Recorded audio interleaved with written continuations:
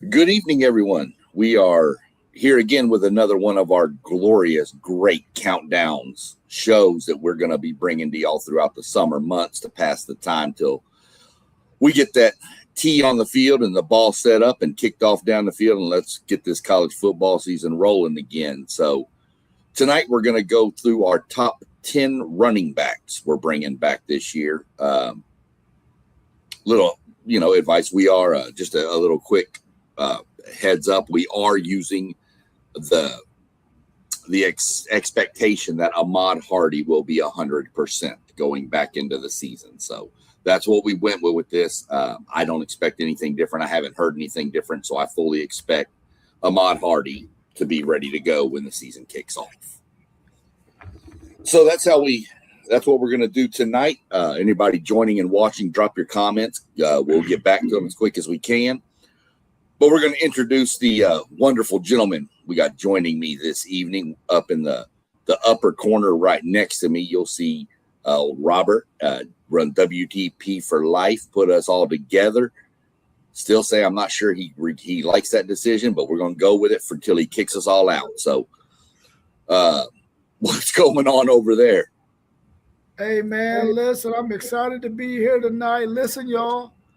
3 more days and 34 years later, your brother gonna be retiring from Columbus City Schools, going on to my next chapter in life. I'm ready for this. Come on, 3 more days. Let your boy go free. Oh, for sure. Well, that's a huge accomplishment and something to definitely be proud of. We wish you the best in retirement. We know you ain't going to be retired. You're going to be on this thing more and more and more. We ain't ever going to be able to get rid of you. You're going to be everywhere. That's right. That's good. Congratulations on a career like that. That's a great thing. Thank you, sir.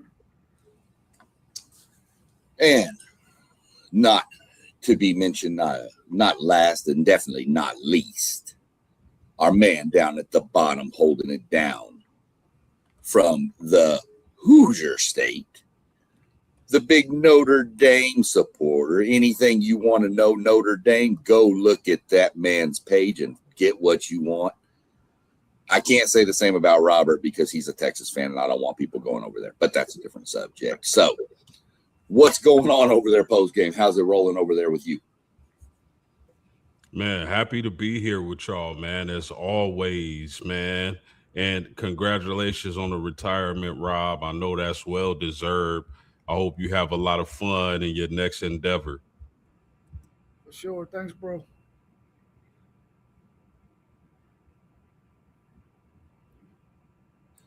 Doug and his congratulations. You saw that one. So without further ado, we'll jump into this. How was our list tabulated for this exercise? We'll go through this every episode we do. Everybody sends me their list, 1 through 10, with 5 honorable mentions. I tabulate them on a running scale of 10 to 1. 10 for first place, obviously. And then I sit down and I add all the numbers up. And this is how we come out with the list of the WTP Sports Dudes top 10 running backs for 2026. So that's how we tabulate it. So that's what we do. Quick question before we get into the honorable mention people here. I'd like to get both of your takes. How hard was this list to compile? And I'll let you jump off post game. Extremely difficult to come together with just the top 10. There's a lot of exciting, really good backs in college football. Some information on my end trickled in late before or after I made my list. So, for example, Justice Haynes, he should have been on my top 10, but I didn't have the information that I have today. He seems to be healthy and practicing with the team. So I'm glad he's on the list because the way I made my list was that I didn't hear anything about him being healthy yet, but I did hear something about him being healthy. So I'm glad he's on the top 10 list, but this was a difficult list to make. Rob, your thoughts on it? Man, it was extremely difficult. I mean, you can think of maybe 4 or 5 guys off the top of your head who last year played really well when they were returning for another year. But after that, you had to do a little bit of research because there's some other guys that you saw, and you feel like this might be their breakout year because now they'll be the man toting the rock for their team. So it was very difficult, man, to get 10 and then another 5 honorable mention guys without leaving somebody that's really, really good off of your list. And that was a difficult thing to do because you could probably come up with about 25 to 30 guys and you had to buckle it down to 10 and 5 honorable mentions. So it was very, very difficult. Yeah, I've seen a lot of these lists go 20 on these lists I've seen. And I think, 20, okay, I can run through 20 pretty easy. I think we all could, but I wanted everybody to have to put some thought into it. You get down to 10, 11, and 12 and post game, you might have him 10 and I got him 11 and Rob's got him 9. And because we know they need to be on the list, but where? So it was extremely hard. It was not fun. The quarterback list to me was a lot easier. The one we did last week was a lot easier than this one. And the next one will be worse because it's wide receivers coming up. So that's going to be brutal. So without further ado, let's jump into the guys that were our honorable mention crew. Made the list, didn't get any votes into the top 10. And it starts off with Wayne Knight, Jordan Marshall, Jeremiah Cobb, Cam Edwards, and Mekhi Hughes. All really good running backs in my mind. Just probably not that upper tier that they needed to be yet. Could be. Your thoughts on the list of the guys who just barely missed it, Rob? Man, I think out of those guys on that list, I think I might only have one guy that I had Wayne Knight in my honorable mention, and he might have been the only one. I think Cam Edwards might have made mine. No, that's Cam Cook. So yeah, that's a really good list. Jordan Marshall is one that I was thinking really hard on what was this kid's name for Michigan that came in to spell Justice Haynes. No, yeah, I think that's his name, Justice Haynes, at Michigan last year. And I couldn't quite grasp his name, and he carried the rock for them after Haynes went down for the season. I couldn't think of his name, but he definitely would have been in my honorable mention. Maybe even at number 10 had I remembered his name. Any thoughts post game? Yeah, I'm out of this list. I'm probably highest on Cam Edwards. Just revitalized that UConn rushing game last season. Double-digit touchdowns, over 1,000 yards. Now he's at Michigan State, where he should be surrounded by better ball players. This is a guy I had high on my just missed list. So out of these guys, I'm probably highest on Cam Edwards. Yeah, Cam Edwards was interesting to me. I almost put him on my honorable mention list for what he did at UConn, but to pretty much bring that program back to any kind of relevance by himself, pretty much. My concern is, can he do it in the Big Ten? That would be my only concern. This is a major step in competition coming up for him, but we're going to see what happens. But yeah, he was one I struggled with. In fact, I think I had him on my honorable mention and then crossed him out and re-added him and crossed him out again. So that's our honorable mention. Going on to our guys who were missing the top 10, but got some votes for the top 10 from some people. And these are in order from the least amount of votes to the top amount. And you'll see the number of votes received in parentheses after each name. So Darius Taylor and King Miller each got 1 vote. Kind of shocked King Miller was that low. Hollywood Smothers got 3. Shout out Doug Jones. That's the 3 votes he got. Caleb Hawkins, 4. Deshaun Bishop, 5. And Nate Frazier from Georgia, 9. Post game, we'll give you the first run at analysis on this one. Yeah, I like these. I like this group of running backs. I'm really high on Hollywood Smothers and Deshaun Bishop from Tennessee. Hollywood Smothers, man, going down there to Texas with Relief Brown. I think that's going to be a dynamic running back duel, and I'm looking forward to seeing what they do. Deshaun Bishop, not the fastest running back, but definitely a physical guy and a playmaker. So out of these guys, I would say I had, and Caleb Hawkins, another physical guy, I believe for Auburn. That's the SEC is definitely represented well on this list. So those guys I was really highest on as far as the guys just missing the top 10. Yeah, Rob? for me, the shocking thing on there, and 3 of these guys I had on my honorable mention: Hollywood Smothers, Caleb Hawkins, and Deshaun Bishop. That Nate Frazier, man, I think that if Nate Frazier and Georgia was a team that produced a lot of 1,000-yard backs, then maybe he would be in this top 10. I had him in my top 10 towards the bottom of the team. But I feel like if he was on a team that would feature him and give him enough carries to get 1,000 yards, he would probably be higher on people's boards. But the fact that Georgia does not produce a lot of 1,000-yard rushers. They usually have a 2-back system where they have 2 guys with about 750 yards, and then another 3rd guy with about 400 or 500. And I think that's probably what's hurting him, probably in our top 10, is that he just does not get enough touches to rush for over 1,000 yards like the ones that we got in our top 10 get to do. Yeah, 100%. Hollywood Smothers, to me, I mean, him and Relief Brown both, you just don't know what you're going to get because who's going to get the majority of the carries down there. It's going to be split so much, but both of them super dynamic running backs. You can't go wrong either way. Really want to see what Caleb Hawkins does up at Oklahoma State after coming out of North Texas. Really want to see what he can do. Deshaun Bishop, I had him in my honorable mention list because I'm afraid Tennessee's going to struggle at quarterback and people are going to load the box to stop him.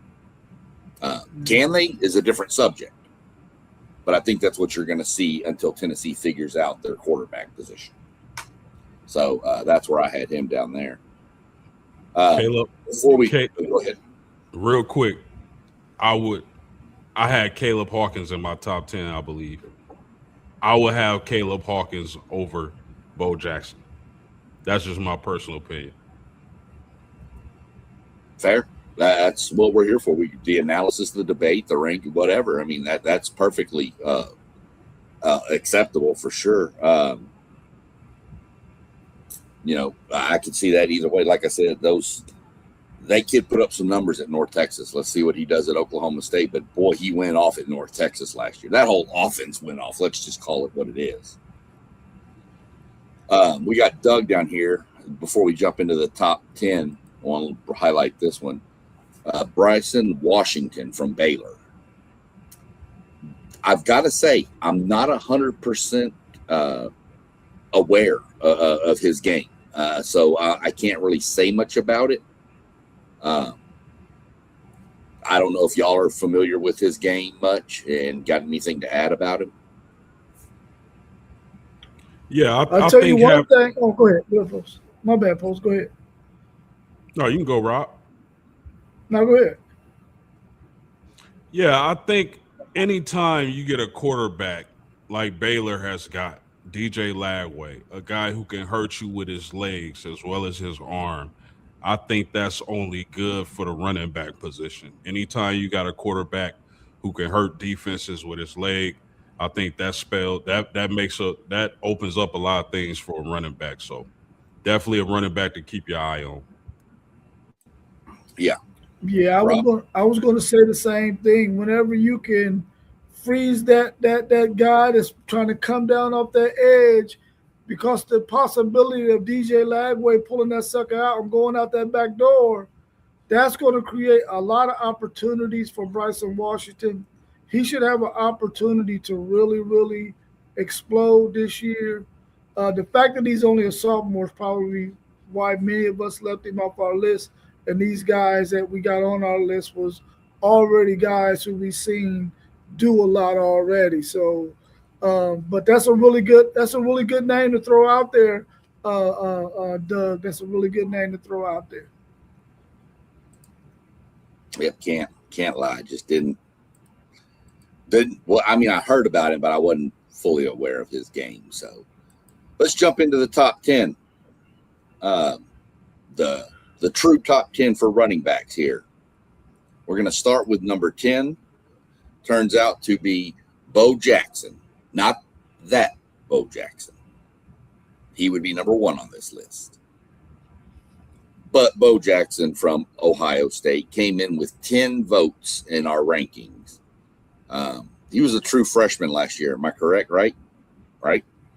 Kid had an amazing season. I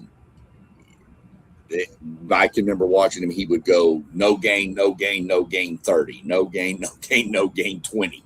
The kid was just electric. And he's only going to get better with a year under him. So, Rob, you want to jump off on him first? Since that's actually, I'm going to let Postgame go because, Rob, you got him coming up in a few months in the second game of the season. That's going to be something y'all have to watch, I'm sure. So, Postgame, what do you got on old Bo Washington or Bo Jackson?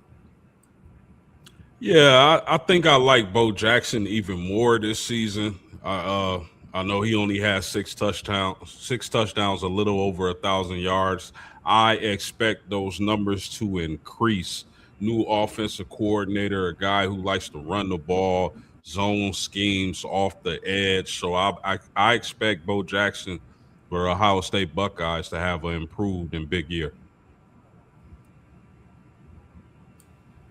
Yeah, I feel like Ohio State's offense really took off a little bit more once Bo Jackson became their running back. Peoples just wasn't getting the job done. And then the transfer running back they had from West Virginia, he was just more of a short yardage back. He really didn't have the speed to hit those holes and to break out. And so once Bo Jackson got back there, he really made a lot of noise for that Ohio State offense. I think he might have had 8 or 9 100-yard rushing games or somewhere close to that.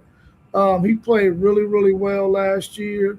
Doug said he averaged 5 yards a carry last year, which is really, really good.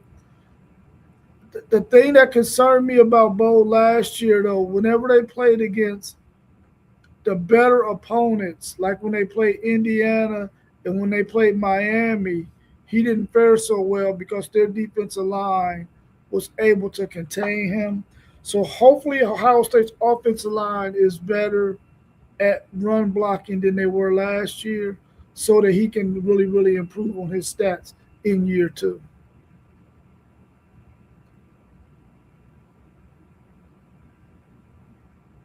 I had to ask Doug. I didn't know if he was talking about Jackson or if he was throwing that at me for Bryson Washington. So I don't know who he was talking about, but yeah, Bo Jackson, like you said, I think he kind of supplanted himself as the number 1 going into the next year after that performance at the end of the season in what he did. So next, post-game, you'll lead this one off because, unfortunately, we're going to have to spend time talking about Mr. Raleek Brown from the University of Texas, who came in with 12 votes. Yeah, I have Raleek Brown as a top 5 guy. That's how high I think of him. I think he's an amazing back. Not the biggest guy, goes about 5'9", 190 plus, but he's a physical runner. And dude has more moves than the Dancing with the Stars winner. He also has home run ability. So put him at Texas with a guy like Hollywood Smothers. I think this backfield is going to be truly dynamic. I love Raleek Brown. top 100 guy coming out of high school. I expect a huge season out of him down in Texas this season. Rob, before you go off on Malik Brown, I was really shocked, Rob, that you put both Brown and Smothers in your honorable mention. Didn't have either one of them in your top 10. I was not calling out a homerism or anything, but I really expected you to have one of them in your top 10. I thought about putting Malik Brown at maybe 9 or 10. I put him at 11 right at the beginning of the honorable mention. I just felt like the guys that I had ahead of him, I feel like he's going to probably be in a better situation in terms of getting more carries than he would to really be able to show why they would be in the top 10. And then I didn't want to be too homerish. So I said, if I put these two guys at least in honorable mention, the guys will look at my list and say, well, at least he wasn't a homer, you know. But I really like Malik Brown. He's a guy who Texas is going to be able to rely on to run inside zone, outside zone, catch the ball out the backfield. He's going to be able to do a whole lot of stuff. He reminds me of Jaden Blue. The difference is he can run inside zone where Blue could not run inside zone. And I'm ecstatic about what we're going to be able to see out of him and Hollywood Smothers. I just hope both of them stay healthy. Last year, the injury bug affected that running back room last year for Texas. If it doesn't affect them this year, sky's the limit in terms of what this running back room can do in a Steve Sarkisian offense. I really like Malik Brown at 10, and I think that's a good choice for WTP Sports Dudes, everybody who put their list in. Let me say this real quick. I don't, Rob, listen, man, I don't think, like, if you believe that your running back is that good, I think you should put him where you think he should be ranked without thinking about homerism, because you got to think. Last year, many people probably thought I was being a homer putting Jeremiah Love number 1. But what ended up happening? He was the number 1 back. I truly believed he was the number 1 back. But man, listen, I really think Texas did a hell of a job getting those running backs out of the portal. And like I said, I expect big things. Yeah, I gotta agree with that. I wasn't here when y'all went through this last year, but I would almost imagine that it was probably almost unanimous that Love was the number 1 running back in y'all's rankings last year. No, it wasn't. Wow. Okay. That kind of takes me back. I mean, I would have had that penciled in for sure. I'd have lost money on that one. But yeah, for sure. I mean, it doesn't matter if it's your guy and he's that good. Put him in there. I mean, you know. But yeah, it was just crazy. And I'm gonna tell y'all something. That Texas backfield's gonna be nasty with those two. Plus, you throw in Arch's legs. That backfield's gonna be nasty. I'm not looking forward to trying to. I'm glad Mike Elko was in charge of trying to stop that instead of me, because I would probably fake a hamstring and go home. So, moving up the list, we have Isaac Brown from Louisville coming in 14 votes. What you got on Isaac Brown, Rob? I think I might have had Isaac Brown right around maybe 5 or 6, somewhere around in there. I really like Isaac Brown, and I felt like Texas had a real strong push to get Isaac Brown because they thought he was going to jump in the portal, but he didn't do so. He stayed at Louisville. But I know that he was the number 1 running back that Texas was trying to get because there was some buzz that he was going to jump in the portal, but he didn't. I really like Isaac Brown. I think he's a really good running back. 9 is a good spot for him, but I had him, I think, around 5 or 6 on my list. I really like Isaac Brown. And I think that him in that offense with the Brown, are they brothers, the Brown brothers at Louisville? He's going to be dynamic. And he's going to be the running back that's going to help them possibly win the ACC or at least make it to the ACC championship game if he stays healthy. Yeah, one of the more slighter built running backs, but just dynamic, man. Isaac Brown is awesome. I'm a huge fan of the way he plays football. Getting Lincoln King holds from Ohio State, I think that's going to help him in the receiving game. You've seen his receiving numbers dip down a little bit. I would like to see his receptions up to 30 plus like it was in 2024. A dynamic guy who can take it to the house from anywhere on the field. I think he's in store for a huge season. Yeah, 100%. I think he is in the exact system for his style. I believe running backs, if they get the right system to run in that fits their running style, I think that's a huge upside for him. We'll get to one here in a little bit that I believe is in the exact system for him.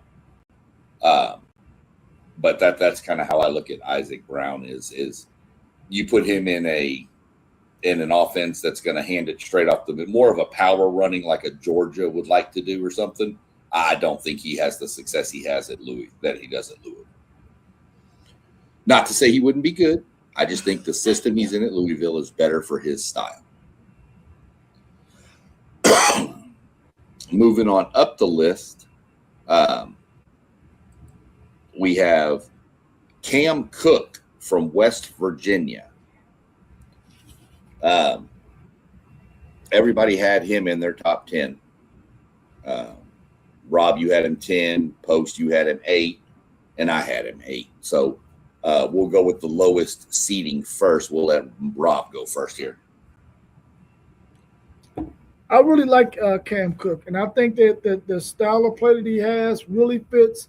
It's Rich Rod, right? He's their new head coach that they brought back in there. I like him. I like Cam Cook, and when they lost their big running back to Ohio State last year, this guy came right in there and did his thing, and I'm looking forward to seeing him again this year. I just hope that West Virginia can be more competitive and have a defense good enough to allow their running game to be able to perform week in and week out so that they don't have to throw the football a whole lot. If they can just stick to their running game, this guy can have a phenomenal season. Cam Cook, West Virginia. Yeah, I mean, you talk about Rich Rod and West V. I think he fits that system and what they want to do at West Virginia. This is a guy who led the nation in rushing last season. I think he's going to be huge for that system. A guy who can break tackles and can hurt you in the receiving game as well. I really like Cam Cook. I wouldn't be surprised in this West Virginia offense if he led the nation in rushing again. I just wouldn't. Yeah, I wouldn't either. When you have a bell cow like that, you got to lean on him a little bit. And I think he's what's going to be the straw that stirs the drink for West Virginia. I think they'll go as far as he can take them, which could be pretty far. Don't get me wrong. Not saying a playoff caliber team or anything, but a team that could definitely jump up and bite some people for sure, ruin somebody's season. Then we get to number 6 on our list. Kind of about where I thought this guy would land. We're going to go on out west and hit L.J. Martin from BYU. This kid, I think this is his 6th year. I know he's had some injuries before, so but if you've seen him run, this kid runs hard. So Texas kid too, so I got to give him some love. We'll let post game can hit this one first with L.J. Martin. What do you think on him? You had him 6. Rob, you had him 8. Yeah, and I had him 4. I had him 4th. Yeah, and I understand. I completely understand why. This is a huge kid, very physical runner. I think he's going to be great for BYU once again this season. You can book him for over 1,000 yards and 10+ touchdowns. I think you can take that one to the bank right now. 6'2", over 200 pounds, physical runner. I love his toughness. I think he's going to do big things this season. Yeah, I think once BYU lost their quarterback last year because of whatever the rules infraction he had, as far as being at a Mormon school, and they had to insert a guy who hadn't had no playing time at all. LJ Martin was the reason why this BYU's team offense was able to score points because you could always stick it in his belly and he could get some yardage for you. He could help control games. And I feel like if their defense is as good this year as it was last year, they're going to be right back in the thick of things in the Big 12. And I think it's going to be because of LJ Martin and their run game. I really like him. I had him at 8, but he could definitely be anywhere from 4 to 8, in my opinion. And I like the fact that both of y'all had him a little bit higher than I did. Um, he's a really good running back, really good running back. Yeah, he's a good staple. I think he's going to benefit more from his quarterback is going to have another year underneath him. It was almost like when BYU got, if that quarterback got frazzled, he would just hand the ball off and be like, go. I think you're going to see him much more composed. He's had a full year of starting under his belt, and he knows I've got him behind me if something goes wrong. So I like LJ Martin a lot. I think he's going to have a superb year for BYU. And he honestly probably needs to be, just because BYU expects to be in the playoffs, and he's going to be a huge part of that. Jump back up here. Now we're going to get into our top 5, and you can see the gap kind of jump for the top 5. LJ Martin had 19 votes. Our top 5 kicks off with number 5, Mr. Jaden Ball from Florida, who a lot of people thought was going to transfer, but he stayed. Huge get for Florida. It's a huge get for them. Don't know if you can overemphasize that for that team. So being the SEC guy, I'm going to let you hit this one first, Rob, about Jaden Ball with Florida. Man, I love Jaden Ball. I actually had him number 1 on my list. I love Jaden Ball. He shredded my Texas Longhorns last year. I feel like there was rumors that he was going to hit the portal. And I'm telling you right now, my Texas Longhorns was licking their chops because they were going full throttle after this guy. They was ready to pull back the Brinks truck and just open up the thing and say, how much money do you want to be in it for you to come to Texas? I really love him. I think running in between the tackles, actually having the power to break tackles and get up the field, he is a really, really nice back, man. I really like him. Florida did a good job of keeping him. But, man, I'm telling you right now, I wish he would have hit that portal because we would have got him. But the only thing is, if we would have got him, we wouldn't have been able to get another running back, the combination of a Malik Brown or a Hollywood Smothers, though, had we gotten Ball. But I really like Ball. I had him number 1 on my board. Yeah, man, I'm not mad at him being number 1, Rob. I'm not mad at that, not one bit. As a matter of fact, I wouldn't be surprised at the end of the season if he isn't the number 1 back in college football. I'm interested to see how the new coaching staff uses him. If they're intelligent, which I'm pretty sure they are, he's going to sweep all running back awards and probably be a first-team All-American. This is a guy who's a physical back, but he has wiggle. He's electric. He's agile. He can make plays all over the field. I love Jaden Ball. I would not be surprised one bit, fellas, if he's the number 1 back at the end of this season. Yeah. Doug had a comment. I've been waiting to show this one until we got to Jaden Ball. Doug says we need to really talk about him. He's really good. He ran all over Texas. So I definitely had to highlight that comment. The kid's good. I don't know what else I can say that has already been said. He's electric. He breaks tack. He's that rare, you don't see it as much anymore, of that rare combination of just physical speed and strength. And I'm going to put a comparison with him and LJ Martin. When you get done with the fourth quarter of that, playing those two, you're going to know you played those two. You're going to be hurt. So I think Jaden Ball probably slots about right there. Any of these top five could have been 1 through 5 in my mind, to be honest with you.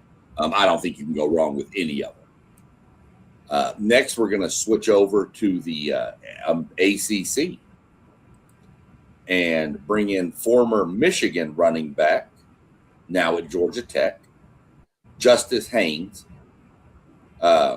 I was thinking to myself earlier, man, Georgia Tech must love those people with the name Haynes in their name somewhere. Haynes King, Justice Haynes. I don't know who we're going to get next year. But we'll let Post, you can hit Justice first. Yeah, definitely one of my favorite running backs in the country. Here's a guy who led the Big Ten in rushing before he went down with the foot injury. I had no kind of insight on how his rehab was going, but what I learned today is that his rehab is going really well, so I'm happy to see him in the top 5, as he was not in my top 5 list. But at Georgia Tech, you just know they want to run the ball. You just know their offensive line is going to be making holes for Mr. Justin Hayes. I expect him to have a big season. I don't know if Georgia Tech can compete in the ACC, but I definitely expect him to have a lot of highlights.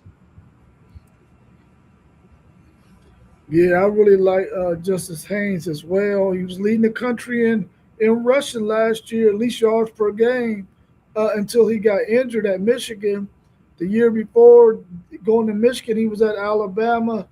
Maybe had he stayed at Alabama, then maybe they would have had a better running game. But I doubt it, because that offensive line wasn't blocking worth 2 cents. But, man, I really like him. I think at Georgia Tech he's going to have an opportunity to carry the ball a lot.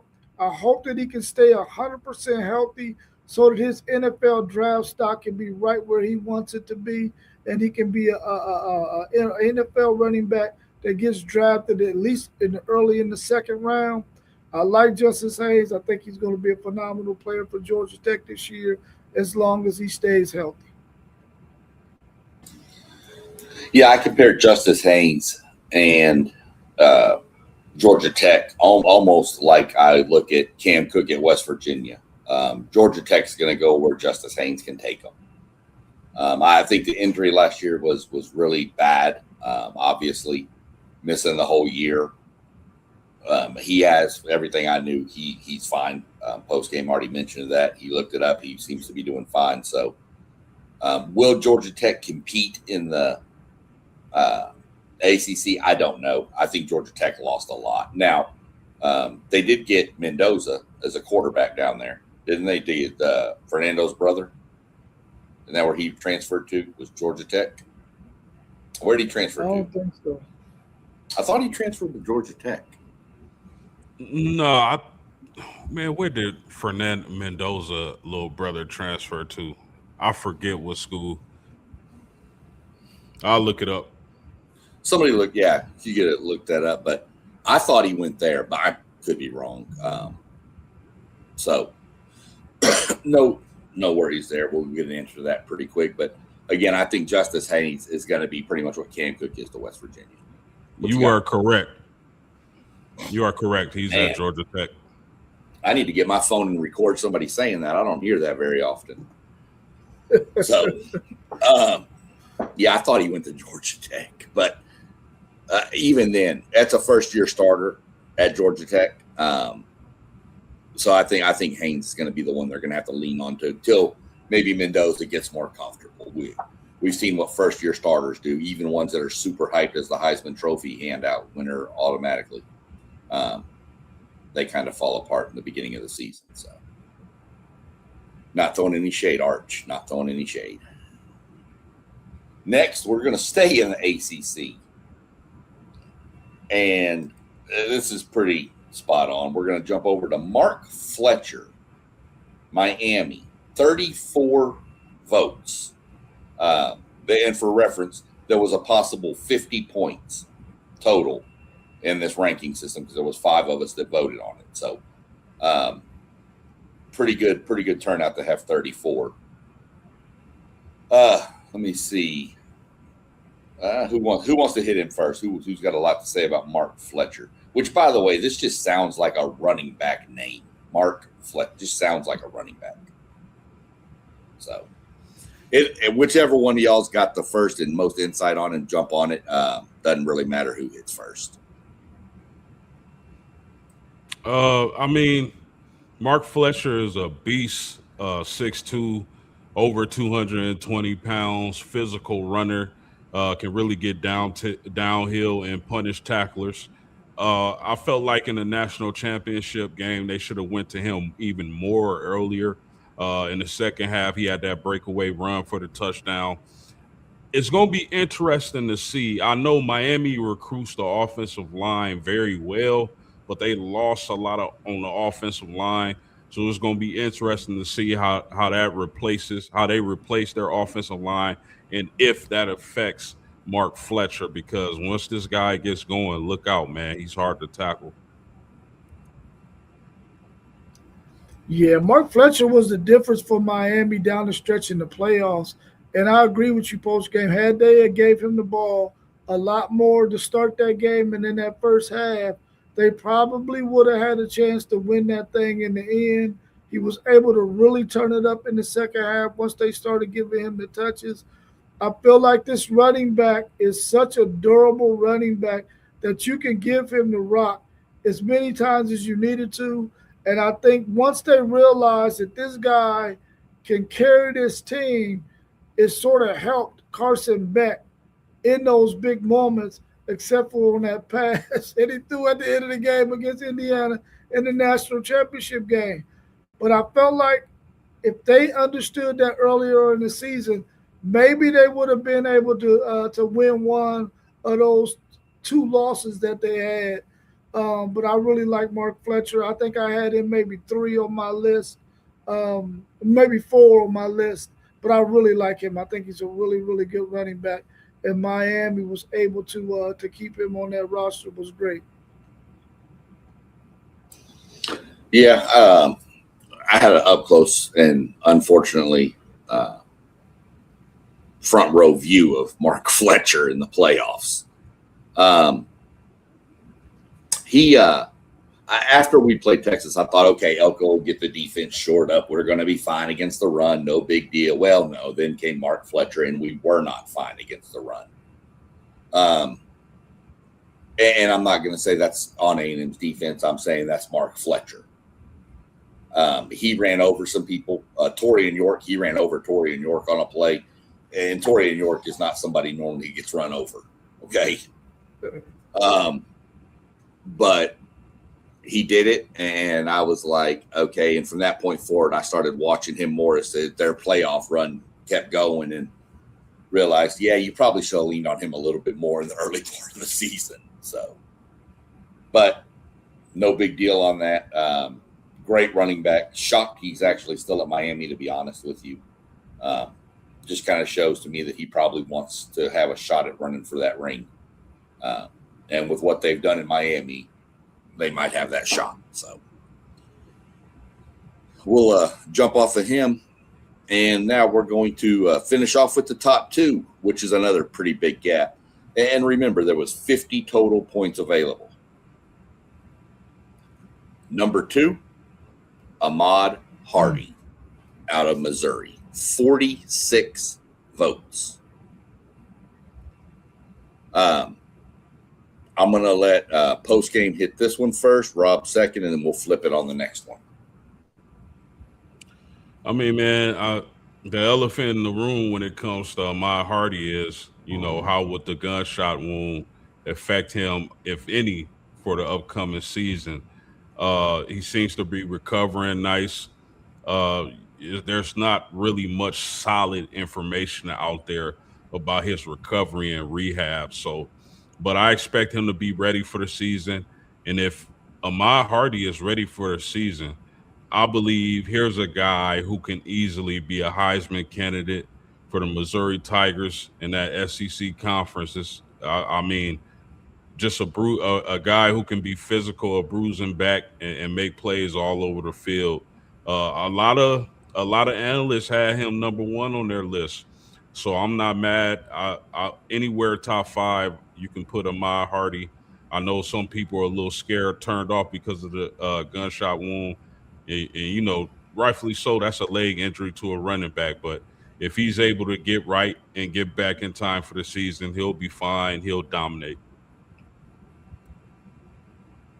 Yeah, I really like Ahmad Hardy, man. I think he's one of those running backs that you wish you had on your team because you know he's gonna come with his lunch pail every day, give you everything he got, and he ain't gonna take no breaks, man. And I feel like if Missouri's quarterback would have stayed healthy last year and they didn't have to go all the way to their fourth string quarterback, he would have had a much more dynamic season. I really like him. I think that if he recovers from this gunshot wound and gets to 100%, he could be maybe the number one running back in the SEC by the time the year ends. My Texas Longhorns will get to face him this season, so hopefully Texas is up for the challenge and they can hold him down a little bit. But I really like Ahmad Hardy a lot. Well, this is a recurring theme that you'll hear. If you want to see Ahmad Hardy, anybody watching that's not 100% sold on him out of Missouri, go to YouTube, click on Missouri versus Texas A&M, and just watch. A&M beat the snot out of Missouri. I'm going to tell you that. We beat them down. But we didn't beat Ahmad Hardy down. That dude, I mean, there's plays where he had four guys on him and he somehow breaks through and goes off for like 60. I mean, he's dynamic. I am hoping he'll be okay. Everything I've heard is he expects to be 100% when the season starts. Now, it is a gunshot wound in the leg. Things can happen. So we'll see how it plays out from there. But great, he's in the right system. That outside zone that Drink runs is perfect for Hardy. He knows when to plant. He knows when to stretch it. He knows when to cut north and south.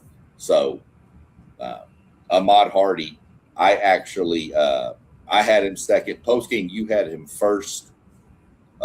Zay had him second, and Rob, you had him third.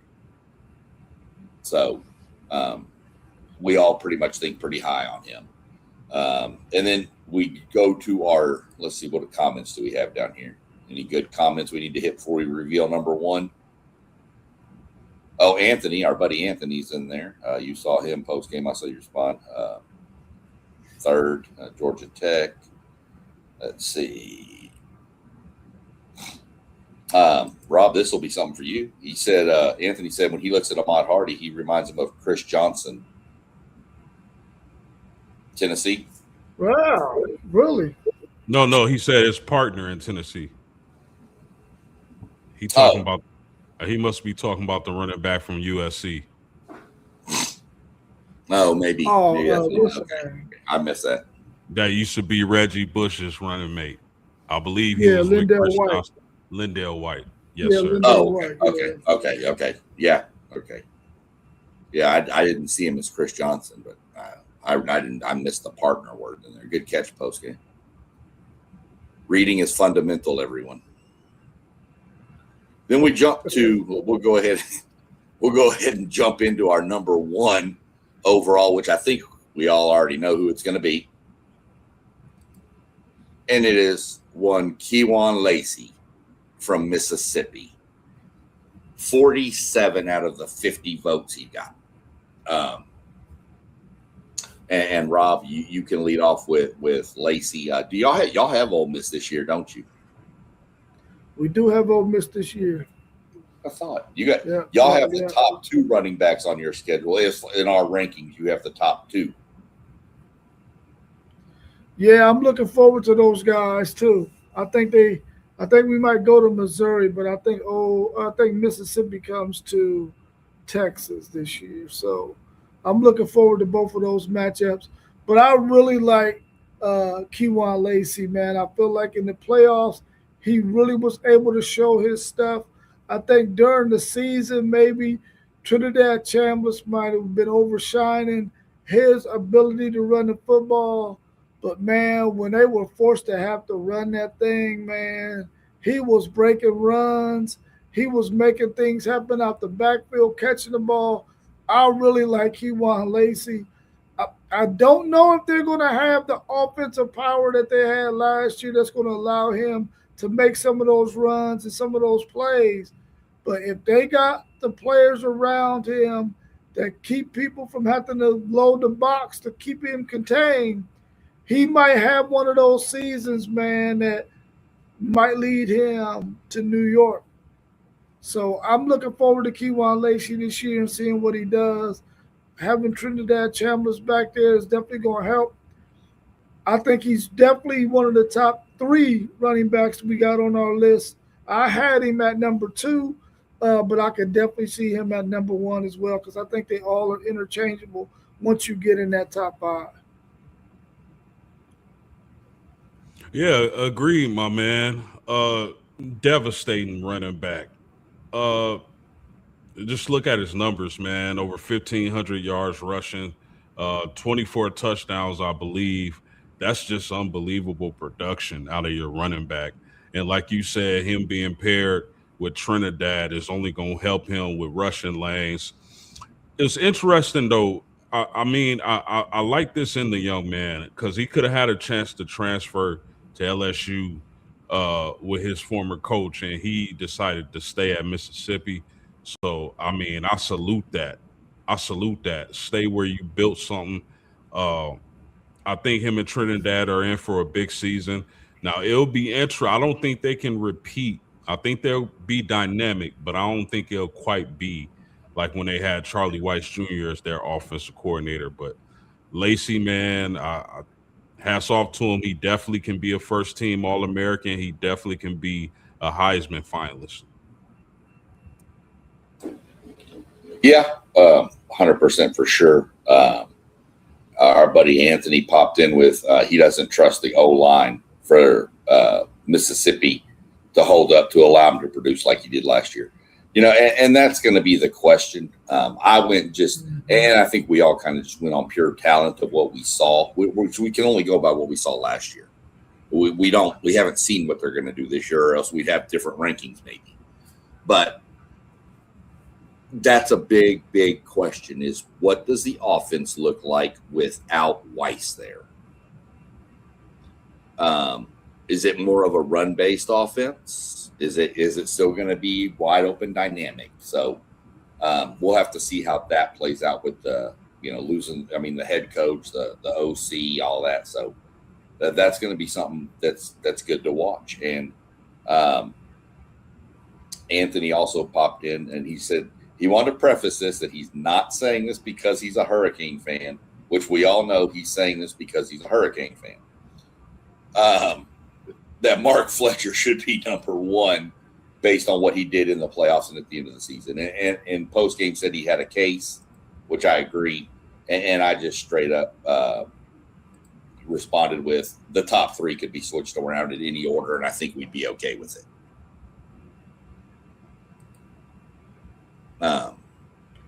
They did. They did definitely beat my Aggies, and I gave all the props to them for it. I admitted 100% Mark Fletcher ran all over us. I'm not even going to try to hide from that. So, yeah, that's where we come down to. Quick run back down without going back through them all. We'll just go through the top 10 from 1 to 10. We went Lacey, Hardy Fletcher. No, Lacey Hardy Fletcher, Haynes Ball, L.J. Martin, Cam Cook, Isaac Brown, Relique Brown, and Bo Jackson were our top 10.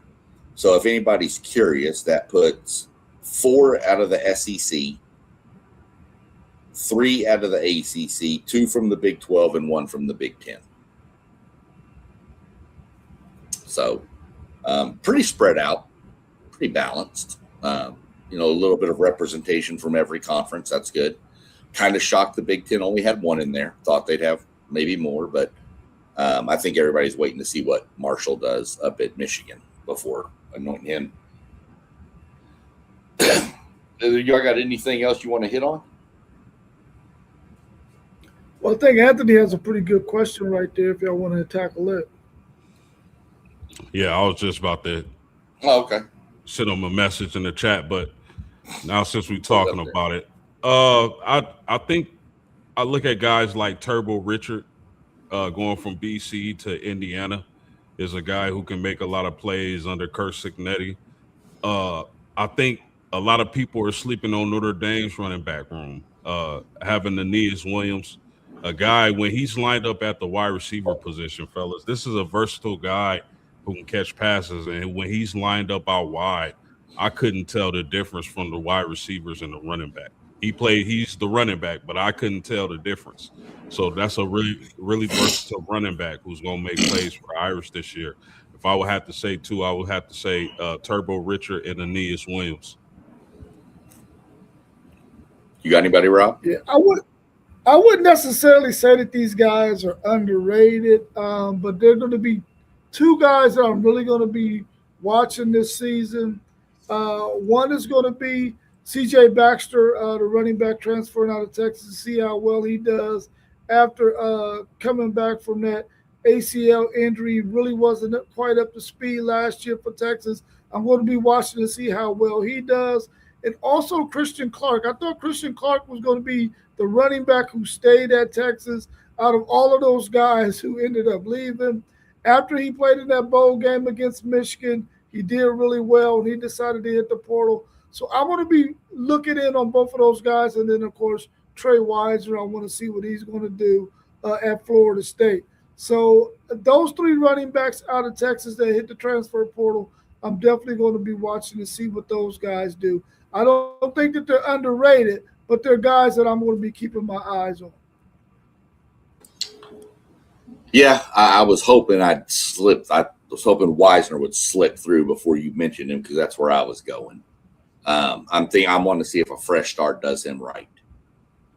A running back that I'm going to say is under the radar and underperformed in all of his time in college football so far, that I'm really wanting to see if he can finally live up to the hype he had coming out of high school, is Reuben Owens at Texas A&M.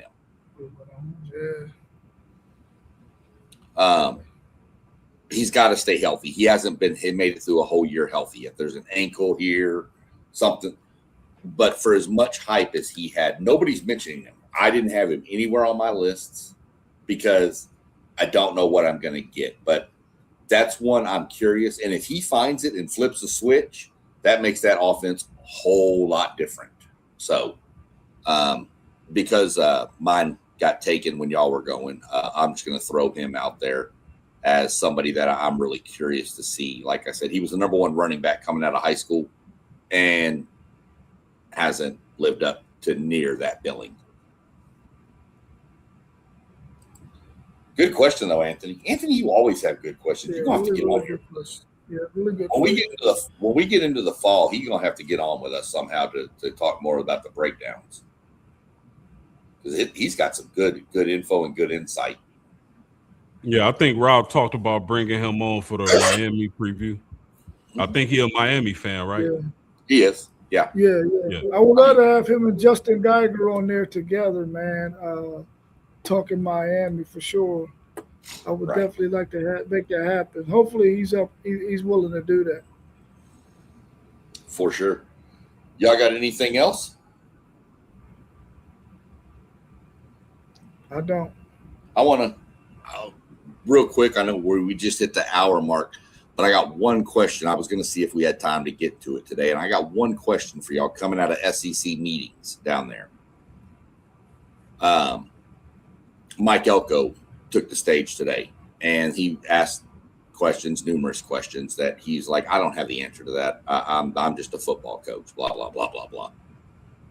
But he mentioned that something has to be done with regulations, because if it does not happen in the next 2 years, these budgets for college football teams will be more than the TV media rights pay them. And then you're going to see college teams going bankrupt. What are your thoughts on that? I mean, to think of this billion-dollar industry that we could have teams like, I mean, I don't see it happening for an A&M, a Texas, and Notre Dame, but think of like these other schools, a TCU, some of these other smaller Power 4 schools that can't sustain that, and they just have to shut their doors.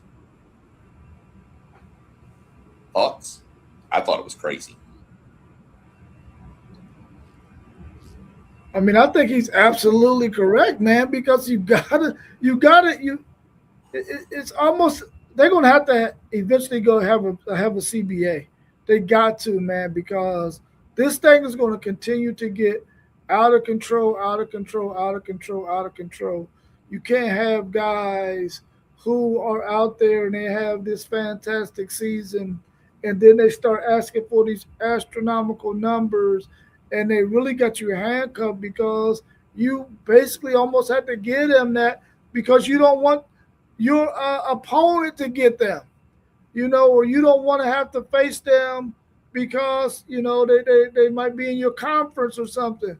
So it's like you have to get some regulations on this thing, man. And I think enough coaches out there understand that we got to do something. We cannot keep kicking the can down the road. We got to put some daggone limits on this thing. We got to put some things in place. Otherwise, we're going to find ourselves dealing with a situation that's going to cause schools, like you said, to maybe have to fold their program up or to just become mediocre programs that have just become like a farm team for some of these upper echelon big bank teams that we got in college football. Yeah, they cap the number. Cap it. A recruit goes and visits Texas. Rob tells him, yeah, we got $3 million for you. Then he goes to visit A&M. Sean tells him, yeah, I got $5 million for him. Then he goes up to Notre Dame. Yeah, we got $7 million for you. Then they counter, okay, we'll give you now. Okay, man, just cap the number. Cap it. I honestly agree that there needs to be maybe a ladder system. Especially if we go to the 5-year lock-in, you get 5 years, X amount for your freshman, sophomore, whatever that number is. That's what you can earn at that level of your eligibility. What the number is, I don't know. That's why I'm on a podcast with you guys and not sitting in a meeting with the heads of college football. So, and that's what they asked Mike Elko too. Would you be interested in running it or being a part of it with your Ivy League education and all this stuff? And he goes, I'm a football coach. I don't know anything about that stuff. We got people that run billion-dollar industries all over this world. Let one of them do it because I don't know what we're doing. So I love Mike Elko when he talks. That dude is he just holds nothing back. Yeah, Mike Elko is a real smart guy too, man. So for him to be saying that. Yeah, for sure. And then real quick before we get ready to cut on out, if y'all saw the news earlier, the NCAA has denied Brendan Sorsby's eligibility. Texas Tech is appealing. Wow. I agree. Mm-hmm. But I want everybody to remember one thing. If he gets his way on a 6-game schedule, a 6-game ban, you know what his first game back is. Tech at Cincinnati. Oh, but you know what? I knew the writing was on the wall when the judge from Texas Tech, what word they call that when a judge doesn't want the case or the rule on the case, whatever that word is, they gave it to somebody else. I knew they weren't going to rule in his favor when I saw that, because that judge is a Texas Tech alumni. So, I mean, yeah, he has to be punished, man. I'm sorry. It I just agree. has to, man. I agree. And I think the judge is going to recuse himself from the trial. There you go. That's the word I was looking for. Thanks. I almost had to Google it. I'm not normally that smart. So, I don't think so. Maybe I need to look this one up. Are Mike Elko and Mario Cristobal from the Nick Saban tree? I don't think so. I don't think Elko's from the Saban tree. Cristobal, maybe. I thought Cristobal was from somewhere else, though. I don't think Elko is. I know he spent some time at Notre Dame. He spent some time at Duke. I don't think he's from the Saban tree. Wasn't Elko up there with BK? Right? Yes, indeed. And I don't remember where else, but he wasn't. I don't think he's ever been with Saban. I really don't. I don't think he was ever in the SEC before he was the DC at A&M after he left Notre Dame. And I'm pretty sure Mario Cristobal is not from the Nick Saban tree also. I'll have to do some research on that, Anthony. I can't honestly answer that. I can tell you Mike Elko is not from the Nick Saban tree. I do know that one, unless I'm totally wrong, which I'm pretty sure I'm right on that one. Cristobal, not as much. I thought Cristobal I sound we're going to get into the Anthony part of the show now, guys.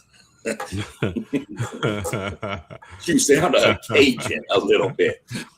I don't know. Do I sound Cajun? I didn't think I did. There's a little Southern twang in there. Well, I'm from Texas, so I mean, of course. But I don't guess think Cajun. No. I don't think Cajun. I mean, if I start sounding like Coach O, y'all say something, and we'll just mute the mic because ain't nobody gonna understand what he's saying, But yeah, no, that's pretty good. I hadn't heard that one yet, but no, Brian Kelly trying to do the accent was the downfall of Brian Kelly at LSU before he even did anything there. That already put him backwards on that whole fan base. Yeah, I knew that was going to be a disaster from the jump. For sure. I think we all knew that was not going to end well. So if y'all don't have nothing else, we'll get ready to get on out of here for the evening. So I'll do some digging. I'm going to do some digging, Anthony, and next time you jump on with us, I'll have an answer for you about that. Mario is from the Saban tree. Okay. Yeah, I'm pretty sure Elko's Elko's not. Yeah. No.